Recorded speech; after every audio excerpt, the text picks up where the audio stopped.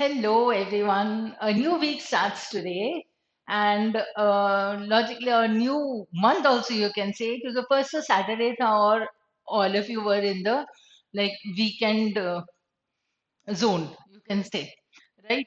But what I've said repeatedly is that on the weekend also you need to work a little harder. You need to put in extra efforts. तो अब Monday है तो weekend मनाने के बाद अगर आप मंडे को जब आते हैं तो यू विल बी नहीं might be a little like a little relaxed sort of, but then you need to increase your speed in your work, in your efforts to understand and in your reading. So reading इसीलिए Monday idea जो रहता है वो editorial छोटा वाला नहीं होता है, but it is a lengthier one, right? So the Monday idea, let's see what we have in our session today. That is my workplace, but your home.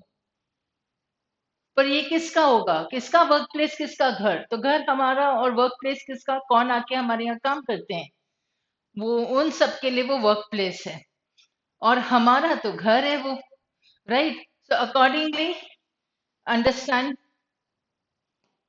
Come on. Now, the Supreme Court's directive to the Union government on January 29 to examine the possibility of a separate law for domestic workers is welcome.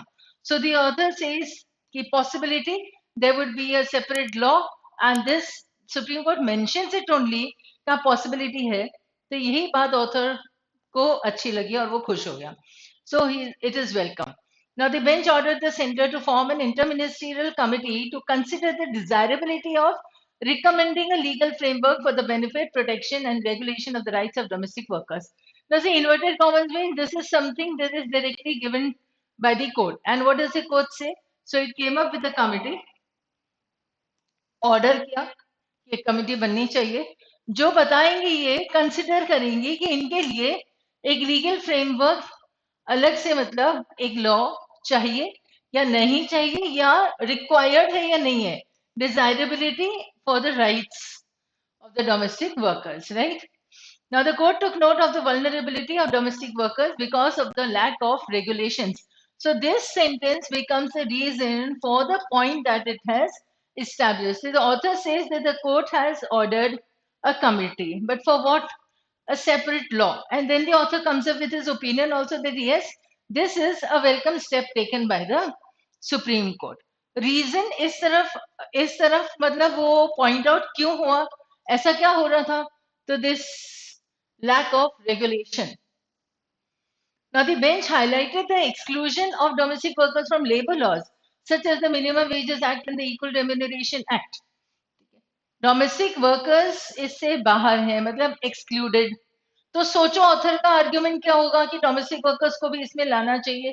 Supreme court का भी वही होगा ना take, कि took notice. Why? Because of the lack of regulations. There is nothing that is like you're regulating the domestic work, ऐसा कुछ भी नहीं है, उनके लिए कोई लॉज नहीं है. क्यों? क्योंकि वो जो बेसिक लॉज हैं लेबर लॉज में, मिनिमम वेजेस एक्ट और इक्वल रेम्यूनरेशन एक्ट, इन दोनों से वो बाहर हैं, they are excluded, right? So the author is now trying to build the case on behalf of the Supreme Court. मतलब सुप्रीम कोर्ट ने क्या सोचा है और क्यों सोचा है, आखिर ये जो है वो रियलिटी है. तो this is the premise. If you go by the logical reasoning also, तो ये आपको प्रेमाइस लगेगा, ठीक है, क्योंकि ये इंक्लूडेड है या नहीं है, this is a fact. Now while acknowledging that some states do have regulations, do have मतलब हाँ, कुछ स्टेट्स के होते हैं regulations, the court noted the need for a national law binding on all state governments. Law should be binding on all the states. So this was the point that the court took note of this. कि इस तरफ उन्होंने कहा क्यों, एक कदम आगे क्यों बढ़ाया, क्योंकि ये चल रहा था जो डोमेस्टिक वर्क है, it was beyond the scope of the labour laws, उनके ऊपर लागू नहीं हो रहे थे. कुछ स्टेट्स में था लेकिन सब स्टेट्स में होना चाहिए, that was the point, right? So what we are coming up with is the need. यहाँ पे कर लो whether it is desired or no. Now, domestic work is a feminized occupation with migrants from marginalized communities constituting a significant proportion.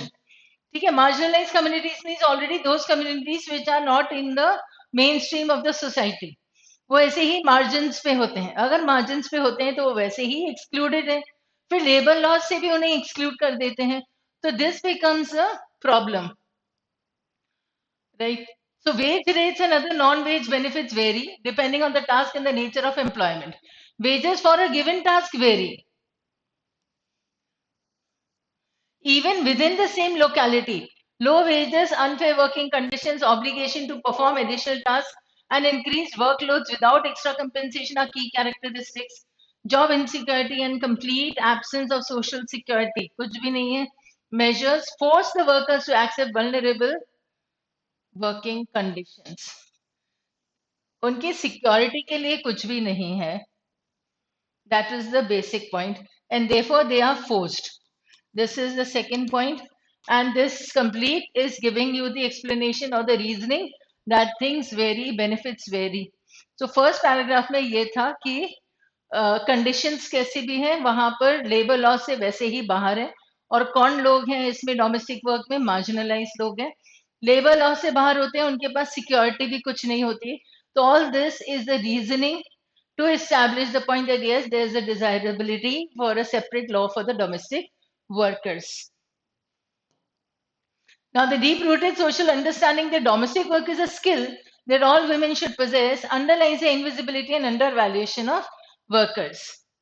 Right? So, this is a skill. सबको आना ही चाहिए. Harassment and humiliation by employers are part of their lives. किन की lives और employers कौन है? Employers होते हैं हम जैसे लोग, ठीक है, जिनके घर कोई आके काम करता है. That is it. So and then there are so many people who would be humiliating those that domestic work, no. So domestic help कहते हैं, ठीक है. So harassment and humiliation by employers are part of their lives.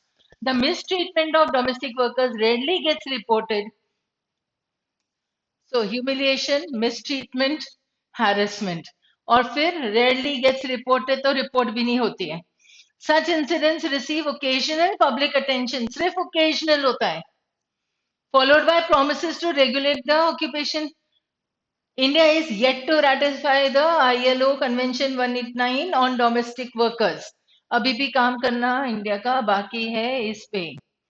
At times, the judiciary has directed the documentation and registration of placement agencies, though these judicial interventions were followed by executive agencies at times.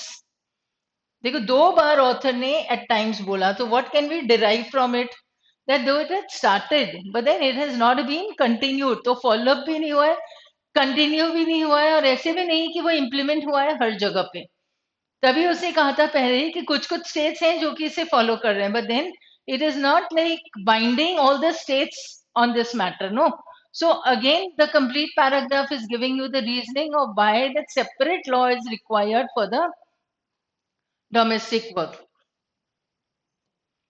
Now, it is often asked why this segment of the workforce needs a separate legislation. See, the author is again coming up with a clarity. कि ये तो पूछेंगे ना कि ठीक है, इनको separate क्यों चाहिए लॉ, तो आप या तो उनको इंक्लूड कर दो लेबर लॉज में, या तो इंक्लूड कर दो. That is what he is saying, right? So there are people who would ask why do they need a separate law. So when the new labour codes are inclusive, ये रहे, उसे बोला inclusive तो है. The Code on Wages 2019, unlike the Minimum Wages Act, by definition covers the sector. ठीक है, तो ये जो है कोड ऑफ वेजेस इसमें कवर्ड है, ये इंक्लूसिव है, माना. लेकिन मिनिमम वेजेस एक्ट तो इंक्लूडेड नहीं कर रहा है, उन्हें इंक्लूड नहीं कर रहा है, right? So the different systems of employment of workers, part time, full time, live in, live out, ये अलग अलग डोमेस्टिक हेल्प होती है. पार्ट टाइम होता है, कुछ ही आएंगे काम करेंगे, फुल टाइम रहेगा, सुबह से रात तक रहेंगे, लिव इन रहेंगे, वहीं घर बैठ के ही सभी को संभालो, और लिव आउट रहेगा. तो they have contributed to the complexity. किस तरीके से काम होता है, तो फिर उनमें मिनिमम वेजेस कैसे डिसाइड करेंगे. सो that is making the matter more complex. Asymmetric relation between employer and employee, where the workplace is the former's private space and the latter's workplace is an issue that makes the sector qualitatively different. ये reasoning दे रहे हैं कि इतना problem हो क्यों रहा है, क्योंकि घर हमारा है, ठीक है, और उस घर में काम कौन कर रहा है? कोई और, तो उसके लिए तो वर्क प्लेस होगा, right? So that person is helping me keep my space spick and span, ठीक है, बिल्कुल नीट एंड टाइडी, इमैकुलेट कहते हैं, वो रखने के काम आते हैं।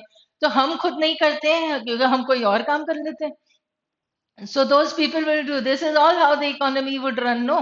So the sector, this is making it qualitatively different. So if you read this sentence properly, you will find it is workplace of one and it is the other person's private space. So it is our home, our house, which is somebody else's workplace.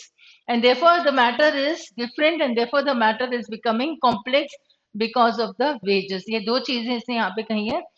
Further, the work, cleaning task, cooking or care work are all socially devalued. Socially devalued मतलब आप अगर किसी के घर पर cleaning कर देते हैं, खुद के घर पे करेंगे तो फाइन, नो प्रॉब्लम, बढ़िया है, देखो हमने घर कितना अच्छा रखा है.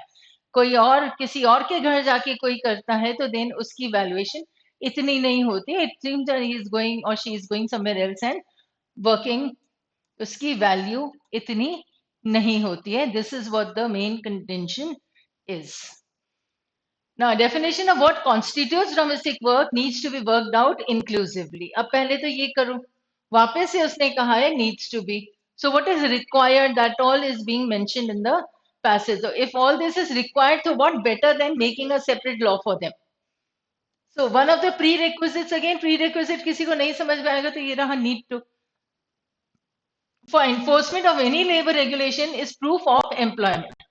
Accounts from many states in the context of the enforcement of the Minimum Wages Act show that producing such a proof is a challenge for workers. मतलब इनको proof किस चीज का चाहिए?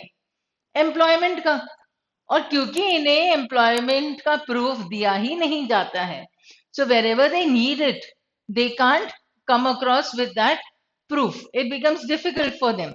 So this is a challenge. That proof is a challenge for the workers. Domestic workers unions demand to include provisions that mandate employers to register workers. Stems from these concerns. That means it will become imperative for the employers to register these people. So they will get the proof of their work.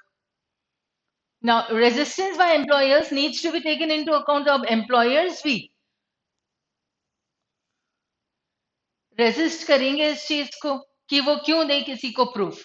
Most employers do not view themselves as employers or their homes as workplace. Why? Because they don't understand that yes, somebody is coming at a place and working, so we become the employers because we need to roll out the wages for them, and then they become the employees working in our place. तो ये बात उनको समझ नहीं आती है और इसीलिए वो प्रूफ ऑफ एम्प्लॉयमेंट नहीं देते हैं, उसे रेजिस्ट करते हैं, जो कि बहुत ज्यादा जरूरी है इनके लिए. And that obtaining that becomes a challenge for these people, right? Now, legislation ensuring minimum core entitlements with redressal mechanisms not only shakes the power hierarchies but also recognizes the value of housework and care work. Okay, not only but also, so not only recognizes or not only shakes the power but also recognizes the value. दो काम हो जाएंगे अगर legislation बनती है तो, ठीक है. तो now it is giving you the positives of it. उसके पहले का वो पूरा रीजनिंग दे रहे थे कि क्यों जरूरी है, पूरा सिनेरियो समझा रहे थे. Now, the Apex Courts Directive is an opportunity for all who are campaigning for a national law to regulate domestic work. So though domestic work shows similar structural characteristics and features across the world, it is important to take note of regional and local specifics while formulating laws. This is also required. The attempts by Canada and Delhi could be looked at. ये example हो गया. E stands for example. Concerns of the domestic workers unions must be taken into account while framing any laws. तो domestic workers का जो concern है, जिन states में ये law almost बन चुका है या follow किया जाता है, उनको as an example रखा गया है कि we should see what they are doing regional and local specifics देखना चाहिए, वर्कर्स का भी their concern should also be taken into account, right? So all this is the positive, that what will the law do if it is made, and this becomes how it should be made. So what all to be considered is to be considered, ऐसे कर लो, ठीक है? इन सारी चीजों के हिसाब से वो लॉ बनना चाहिए. A law to regulate the sector may not result in the immediate improvement of the working conditions. यहां से उसने पहले एक डिस्क्लेमर दे दिया कि ठीक लॉ बनना चाहिए, नीड्स है, प्रेजेंट सिचुएशन क्या है वो बता दिया, व्हाई इट इज रिक्वायर्ड वो बता दिया, उससे पॉजिटिव क्या होगा ये बता दिया, राइट? उसके बाद अपने ही बात पे वो एक छोटा डिस्क्लेमर दे रहा है कि प्लीज डू नॉट एक्सपेक्ट कि इमीडिएट सोल्यूशन हो जाएगा वो, क्योंकि लोग अज्यूम करना शुरू कर देंगे कि इमीडिएटली हमने लॉ बना लिया तो this is going to take place and give us fruit, पर वो नहीं होगा ना. So a law to regulate the sector may not result in the immediate improvement of working conditions, ठीक है? Issues of implementation enforcement will remain a challenge. They will remain a challenge. Why? If the law is made, does not mean that it is being implemented right away. No, implementation will take a lot of time, right? It may still remain a challenge. Law बनना एक challenge है, और फिर उसे implement करना एक challenge है, फिर उसे follow करवाना एक और challenge है. तो रिजल्ट धीरे धीरे आएगा, ग्रेजुअल होता है, इमीडिएट आपका ओवरनाइट कभी रिजल्ट नहीं आएगा. Whatever the challenges, legislation on domestic work would surely help in redefining the work. Surely help. Challenges to honge, but then this is going to redefine the power relations in the long run and will give some voice to the workers in the unions. To give some voice means at least the people will, the concerned people, the concerned employees, जो रहेंगे, they'll be able to come up with their say in the matter. The realization of these hopes depends on the report of the committee. वापस वो first पे आ गए. Realisation का मतलब एहसास हुआ नहीं, रियलाइजेशन मतलब ये मटेरियलाइज होता है, कब होता है, ये किस पे डिपेंड करेगा. वो कमिटी जो फर्स्ट पैराग्राफ में सुप्रीम कोर्ट ने ऑर्डर की थी कि ये कमिटी बनाओ और रिकमेंड करेगी कि कितना जरूरी है, डिजायरेबल है, right? So what do we have here? and the report of the committee and the union governments follow up on the recommendations. अगर वो रिकमेंड कर भी देती हैं तो अब देखो यही सेंटेंस में कितने सारे assumptions हो जाते हैं हमारे पास. फॉलो भी तो होगा ना, मतलब वी कांट अज्यूम कि कमिटी ने रिकमेंड कर दिया और लेजिस्लेशन बनना चालू हो गया. नहीं, कमिटी हो सकता है रिकमेंड कर दें कि हाँ दिस इज डिजायरेबल, तो हम ये वाला लॉ या लेजिस्लेशन बना लेते हैं, बढ़िया. लेकिन जो गवर्नमेंट है, यूनियन गवर्नमेंट है, उसे फॉलो अप भी तो करना पड़ेगा. वो बोलेगी अभी टाइम नहीं है, अगले 6 महीने बाद देखेंगे. तो कमिटी ने तो रिकमेंड कर दिया, लेकिन सेंट्रल गवर्नमेंट के पास अभी टाइम नहीं है, तो 6 महीने बाद वो सोचेंगी करने के लिए. ऐसा भी तो हो सकता है. And therefore the government, the author immediately said, came up with a disclaimer that immediate improvement हो ये जरूरी नहीं है, because all this is going to be assumed कि recommendation आएगा, पॉजिटिव आएगा, डिजायरेबिलिटी है, और फिर उस पर यूनियन गवर्नमेंट ने काम करना भी शुरू कर दिया है. तब जाके कुछ चेंजेस होंगे जब ये सब होगा. And therefore please don't expect कि इमीडिएट इंप्रूवमेंट होगा. So here also the author is coming up with the reasoning that yes, it has a positive result, but not immediate. Why? Because it depends on the steps to be taken. उस पे भी depend करेगा, हर step में time तो लगेगा ही से implement करने में और रिकमेंड करने में भी, ठीक है? So now one thing that I would say is, हमारे पास दो चीजें थी वहां पे. एक मिनिमम वेजेस एक्ट था और इक्वल रेम्यूनरेशन एक्ट 1976 1948 वाला जो भी है. Please mark these two things and you start reading. Not start reading, इतना बहुत भी नहीं पढ़ना है, पर इसके बारे में थोड़ा थोड़ा सा पढ़ लेना. लेबर लॉज भी है, उसमें भी थोड़ा सा पढ़ लेना, क्योंकि उसी से related you will be reading lot many, you might be getting a few passages, but this is something that is concerned to your area and therefore you should read about it. At least थोड़ा थोड़ा वहां पे आ जाएगा। ठीक है, यहाँ पे salient features भी ऐसे मिल जाएंगे तुम्हें, तो when you read you can make note down a few things that are important. ठीक है,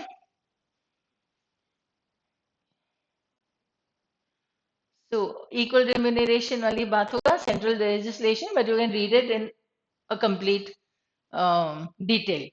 Now, main ideas, if we can simply segregate that whole passage, it was a lengthy one. So now see, what do we have?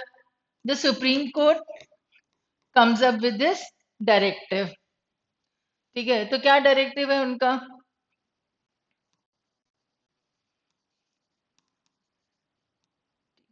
कि there is a separate law for domestic workers. ठीक है, अब separate loss के लिए उन्होंने क्या कहा? एक और चीज बोल दी, उन्होंने ऑर्डर किया क्या कि कमिटी बिठाई जाए। और कमिटी का काम क्या होगा? कमिटी का काम होगा कि वो रिकमेंड करे। अच्छा, रिकमेंड करिए मतलब ऐसे ऑर्डर नहीं दिया कि कमिटी तो है अब रिकमेंड करना ही है तुम्हें, नहीं। वो छानबीन करेगी, डिजायरेबिलिटी देखेगी कि लोगों को या इन सारी चीजों की नीड है भी या नहीं। तो इस पे जब वो वर्क करेगी then it is going to recommend, right? And the rest of the passage was the reasoning of why the Supreme Court came up with that. what was the reason that it actually pointed out to these things कि एक और law क्यों होना चाहिए, इनके लिए अलग से लॉ क्यों होना चाहिए। ठीक है, तो ये दो काम तो सुप्रीम कोर्ट ने किए। अब ऑथर बोलता है कि देखो, अगर ये रिकमेंड कर भी देती हैं, ये कमेटी अगर रिकमेंड कर देती है कि ठीक है एक लॉ होना चाहिए, तो for that the author says now then okay, what is the benefit, right? If there is a separate legislation, then what are the plus points of it? तो उसने benefits कहा। ठीक है, तो benefits क्या क्या होंगे और क्यों इसकी जरूरत थी वो सब भी दे ही दिया उसने, पर benefits भी बता दिए। ठीक है, उसके बाद उसने कहा कि ठीक है फॉर ऑल स्टेट्स होना चाहिए, उसके साथ उसने एग्जाम्पल दे दिए कैरोलाइन दिल्ली के। ठीक, उसके बाद ऑथर ने कहा कि प्लीज डू नॉट एक्सपेक्ट, क्या ये दिया डिस्क्लेमर कि इमीडिएट हो जाएगा। तो इमीडिएट रिजल्ट पॉजिटिव आए ऐसा जरूरी नहीं है। तो लेजिस्लेशन बनेगी कब? जब ये रिकमेंड करती हैं तो लॉ बन जाएगा। ठीक है, एकदम से नहीं। इस बीच में हमारे पास पॉइंट है कि जो गवर्नमेंट है it has to follow up also. ये मटेरियलाइज करने के लिए, लॉ बनने के लिए गवर्नमेंट को फॉलो अप भी तो लेना पड़ेगा ना। So you see this is the middle missing sentence there, right? So when you have this whole passage, तुम्हारे दिमाग में ये बनते जाना चाहिए जब तुम रीडिंग कर रहे हो। This is a lengthy passage, पर जो हम रोज करते हैं वो शॉर्ट होता है। इसीलिए बता रही हूँ कि लेंदी पैसेज हो या शॉर्ट हो, we still need to come up with the main idea and we need to go along with the flow of the author. What is he stating? That becomes the point. Point becomes your opinion, author's opinion, right? And then comes the reasoning or the rationale. तो rationale क्या होगा? उसी के पीछे का logic, reasons कि मैं ऐसा क्यों बोल रहा हूं। ठीक है, अब ऐसे बीच बीच पैराग्राफ्स में बहुत सारे हो सकते हैं ना, हर पॉइंट के साथ रीजनिंग होगा, पर देन एग्जाम्पल हर एक के साथ हो ये जरूरी नहीं है। So this is something similar that has happened and which is strengthening the author's opinion. So that becomes PRE, that is point, reason and example. हम इस तरीके से अगर चीजों को समझना शुरू करते हैं, सेग्रीगेट करना शुरू करेंगे ओवरऑल, right, तो you'll be able to understand your articles better. So let's see what the main idea is now. So court took note of the vulnerability. ठीक है, why? क्योंकि regulations नहीं थे। Second paragraph, it forces workers to accept vulnerable working conditions. ठीक है, ये सब कुछ उनके लिए अवेलेबल नहीं है, अनफेयर चीजें हैं। There are many things which would very right? There would be unfair working conditions and all these things vary. So that is why they are forced to work in this and they become vulnerable also. Then judicial interventions हुए हैं, but they are not like not sufficient enough, you can say. So interventions हुए, the author is not denying that. कि supreme Court ने आज उठ के आज नींद उनकी खुली तो आज उठ के उन्होंने बोला नहीं एक लेजिस्लेशन चाहिए हमें, ऐसा नहीं है, धीरे धीरे इस तरफ काम चल रहा था, but then not enough. This is again another point, socially devalued है वो. We can't understand that it is their workplace, though it is our home, but then it is their workplace. तो ये सारी रीजनिंग में आई थी. ठीक है, अब जो होगा इससे बेनिफिट्स हो गए, क्या क्या होना है. It is an opportunity and concerns of the domestic health should also be taken into account. ये होना ही चाहिए, तो उनके मुताबिक भी लेजिस्लेशन बनना चाहिए. ठीक है. Then the last point, immediate improvement नहीं होगा. That is what, and it will remain a challenge. Immediate नहीं होगा तो चैलेंज होगा. And all these things you need the recommendation plus the follow up. ठीक है, it depends on one. Recommendation होगा, recommendation का फॉलो अप होगा, ये भी जरूरी है, तो जाके वो लेजिस्लेशन बनेगा, तो जाके रिजल्ट बनेगा. Clear? So separate law for domestic workers could help reduce their vulnerabilities, correct? India needs a law to protect the domestic workers rights. SC के हिसाब से है, फिर उन्होंने कमिटी बिठाई कि प्लीज अब उसको अच्छे से रिकमेंड कर दो. Work undertaken that is mundane, cleaning task and cooking or care are all socially devalued. This becomes an important reasoning for it. And whatever the challenges, legislation on domestic work would surely help. ये उसका positive approach. ठीक है, तो ये reasoning है, ये author का point, और ये उनका आगे का सोचना कि हाँ ये सब एक पॉजिटिव रिपोर्ट देंगी. That means optimistic. Optimistic tone है, एनालिटिकल टोन, एनालिटिकल स्टाइल. आप बोल सकते हैं कि पूरे मैटर को उन्होंने सामने रखा, पूरे रीजनिंग के साथ कहा उसने. ठीक है. Now, if I take, there were, I'll mark a few words. इतना कुछ ज्यादा डिटेल में नहीं होगा वोकैबुलरी में. डायरेक्टिव और बेंच. ठीक है, ये दो चीजें हमारे पास लॉ से रिलेटेड है. तो वैसे पूरा सुप्रीम कोर्ट के ऊपर है, तो आपको पूरा ध्यान से पढ़ना चाहिए कि what all you get as the terminology used in this section, right? So directives क्या होते हैं वो लिख लेना. बेंच को यू कैन अंडरस्टैंड कि बेंच, और एक और कमिटी भी होता है.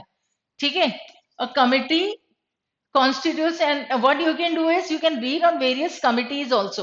तो जब आपके लिए कुछ पढ़ने का होगा ना कि कौन सी कमिटी का कौन से जस्टिस हेड थे, कौन से जज थे उस टाइम पे, ये आई एम श्योर तुम लोगों ने बहुत कुछ और भी पढ़ा होगा, but then you can read it again और रिवाइज इट. लेबर लॉज के बारे में जो सेलियंट फीचर्स हैं, kindly go through those labour laws again. थोड़ा बहुत मतलब you should know basics of all this. Minimum Wages Act and Equal Remuneration Act, these are two things which you are to read this week. ठीक है, ये दो और एक ये तीन लेबर लॉज, तीन चीजें आप पढ़ लेना, आपके टू रीड वाले सेक्शन में लिख लेना. ठीक है, एंड जिसने नहीं बनाई अभी अलग से notebook, kindly prepare a separate notebook with different sections in it. One should be based on vocabulary where I give you the root words and all, and synonyms, antonyms. बहुत बार बहुत सारी चीजें ऐसे ही डिस्कस हो जाती हैं वर्ड्स को relate, तो एक सेपरेट सेक्शन बना लेना उसका, फिर एक बना लेना एक टू रीड वाला सेक्शन. ठीक है, so that is something that you have to read and that will be for different genres. So ये लॉज और आर्टिकल्स एक्ट रिलेटेड है, तो काइंडली रीड. फेमिनाइज्ड एक ऑक्यूपेशन में where majorly females would be working.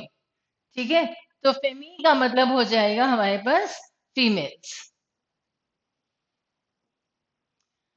Invisibility तो सभी को पता है, अंडर वैल्यूएशन भी सभी को पता है, पर उसमें से I am giving you now two root words. One is vis, and vis means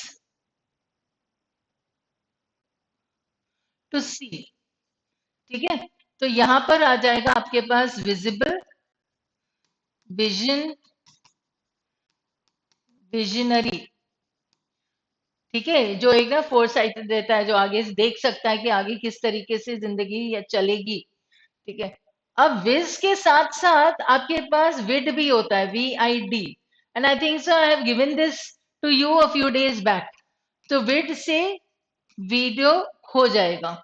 इसमें विज के साथ आपके पास एक विजुअल्स आ जाते हैं। ठीक है। तो विजुअल इफेक्ट्स होते हैं। तो विज इज सुपरविजन, ये ना, सुपरवाइज एंड सुपरविजन। तो विज के साथ आपके पास कुछ वर्ड्स हो जाएंगे, उसे नोट कर सकते हैं। दूसरा आ जाता है val, VAL, related to value. Ratify is to still work on it and to achieve, achieve नहीं मतलब उस पे काम करना है और उस पे उसके हिसाब से चलना है, need to follow it. Right. Judiciary में we have another root word here, JUD। So if I write it here, JUD, JUS and JUR. All three words related to law, justice, judge, jurisdiction, jury. You can see there are so many words on this which you can write. So आप ये लिख लेना. I'll give you 2-3 words. I'll see where there is space enough. ठीक है. I'll write a few words here. JUD के साथ जैसे judge हो जाएंगे, justify, justification,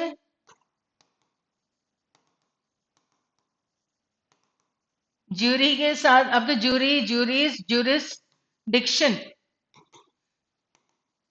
is what you can write. Jurisprudence is again which you can add. And what I would suggest is try making a tree there. ठीक है, you will gate, इसका आप अगर ट्री फॉर्मेशन लगाते हो तो यहाँ पे आप 3 वर्ड्स लिखना, JUD, यहाँ पे JUS और JUR।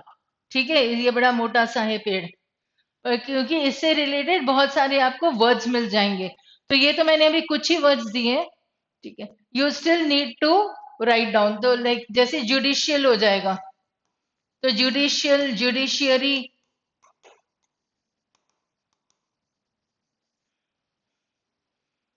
राइट, थोड़ा सा सोचोगे और इसी के साथ करोगे तो you will get at least 10 to 12 to 13 words, इतना मिल जाएगा। तो try making the tree formation in your notebook.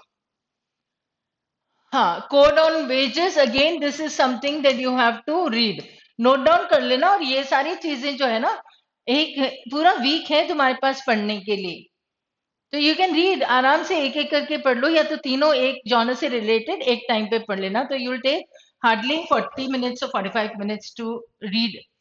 Asymmetric relation में सिम का मतलब होता है सेम। ठीक है, sim means same. So asymmetric is something that is not same. तो इनकॉन्ग्रुअस हो जाता है उसका मीनिंग, इनकॉन्ग्रुअस।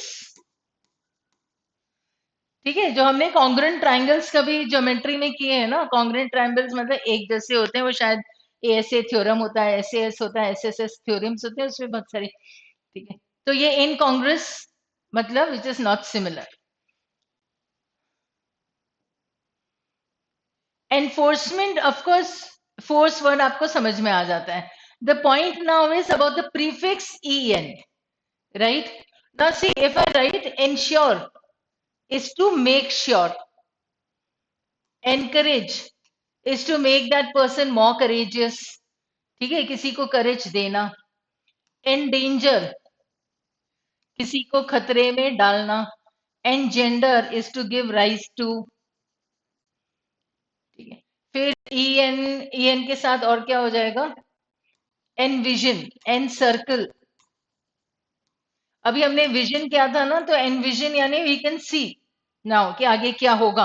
तो en का यूज देखो, तो en as a prefix means to make, to do, it's a verb.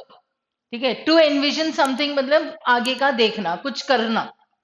Right, so en के साथ मेनली वर्ब्स आ जाते हैं, टू डू और टू मेक। राइट, अब जो ईमानदारी से वाकई में इसको रोज सुन के कुछ ना कुछ नोट डाउन करता है, तो अब तुम्हें यहाँ से इंडिकेशन मिल जाता है that what you need to do, what you should you can do actually. So you can write a few more words with en, और when you read more articles और धीरे धीरे और वो और words मिल जाएंगे enhancement जैसे, तो आगे बढ़ाना, to enhance something, इसको और आगे तक लेके जाना हो जाए. तो wherever you get the words you can write it on that page then. ठीक है. So employers to register workers stems from these concern means it starts from. The stems is to start, you can say, comes from, originates from, ऐसा.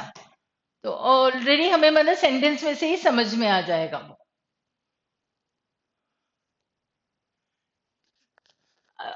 The word that I gave you, ensure, वो en के लिए ही mark किया है. ठीक है. तो redressal mechanisms होता है, मतलब जैसे सॉल्व हो जाता है. आपके पास ग्रीवेंसेस होते हैं. कोई भी एम्प्लॉयर के पास अपने ग्रीवेंसेस लेके जाता है कि देखो मैं इस चीज से खुश नहीं हूँ, I am very sad about it, I am unhappy about it. तो उसके ग्रीवेंस को सही कर दिया जाता है, उसको सॉल्व कर दिया जाता है. That is called the redressal of the grievances. So when the grievances are made, those grievances are addressed by the employer and then there would be a redressal of the grievances. ठीक है, इस तरीके से वो चलेगा. Framing of course आपको पता है, फ्रेमिंग ऑफ द लॉ तो होता ही है, लेकिन ये वाला फ्रेम भी होता है किसी का जब पोर्ट्रेट होता है, तो you there would be somebody some design here, right. तो this is the frame, the wooden frame, the glass frame, कुछ भी हो सकता है. लेकिन फ्रेमिंग का एक और वर्ड है, देखो यहाँ पे you frame a law and you get something framed, ये दो मीनिंग्स हो गए. लेकिन एक और फ्रेम होता है जहां पर ऐसी सिचुएशन होती है जहां पे बिल्कुल पक्का पता चलता है, ऐसे एविडेंसेस मिल जाते हैं, विटनेसेस ऐसे बात करते हैं जहां पे पक्का हो जाता है कि this person is the culprit. Then he gets convicted. Why? Because that innocent person had been framed.